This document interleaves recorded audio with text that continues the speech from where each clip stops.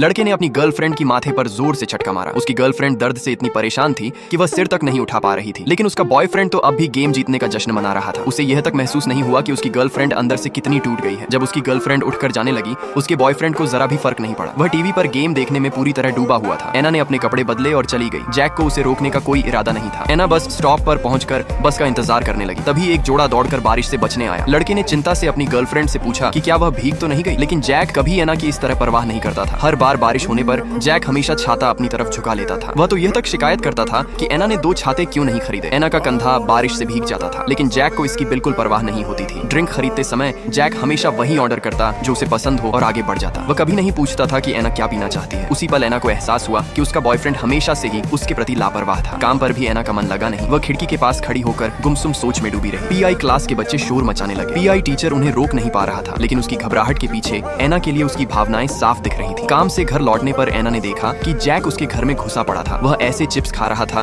जैसे कुछ हुआ ही ना हो। जब जैक उसके करीब आने लगा, एना को पहली बार उससे घिन महसूस हुई। उसने ब्रेकअप की बात कही। जैक ने वजह जानकर जोर से हंस दिया। उसे लगा कि पेशानी पर चटका मारना कोई बड़ी बात नहीं थी और एना उसी बात पर ब्रेकअप करना चाहती थी। उसने एना को बचकाना कहा, लेकिन उसे यह अंदाजा नहीं था कि एना के भीतर कितना दर्द और निराशा जमा हो चुकी थी। अब वह बिल्कुल थक चुकी थी। पीआई टीचर खास तौर पर एना का इंतजार नर्स के ऑफिस में कर रहा था, लेकिन जिद करके कह रहा था कि वह तो बस बैंडेड लेने आया है। एना ने उसका खरीदा हुआ केले वाला दूध, बनाना मिल्क भी देखा। एना ने विनम्रता से कहा कि उसे उसके लिए कुछ खरीदने की जरूरत नहीं थी। वह बोला कि वह तो सिर्फ बच्चों के शोर करने की घटना के लिए माफी मांगने आया था। जाते समय उसने एना को याद दिलाया कि उसकी जूते की हील निकल रही है। उसे डर था कि कहीं एना चोट न खा ले। उसी पल एना का दिल सचमुच पिघल गया। उसे कभी उम्मीद नहीं थी कि कोई लड़का इतना ख्याल रखने वाला और समझदार भी हो सकता है। उधर जिसे छोड़ दिया गया था, जैक काम पर मन नहीं लगा पा रहा था। वह अपना गुस्सा ऑफिस लेकर आया, लेकिन उसने गुस्सा अपने अधीन कर्मचारियों पर नहीं निकाला। शाम को एना की सबसे अच्छी सहेली उसके साथ खाने पर आई। सहेली जानना चाहती थी कि एना 3 साल का रिश्ता कैसे छोड़ पाई। एना ने महसूस किया कि जैक उसे बिल्कुल महत्व नहीं देता था। पेशानी पर झटका तो सिर में लगा, लेकिन जो सच में चोट लगी थी वह एना के दिल को लगी थी। जैक फिर एना को ढूंढते हुए आया। उसे पता चला कि एना ने अपने दरवाजे का पासवर्ड बदल दिया है। तब जाकर उसे समझ आया कि एना इस बार सच में ब्रेकअप को लेकर गंभीर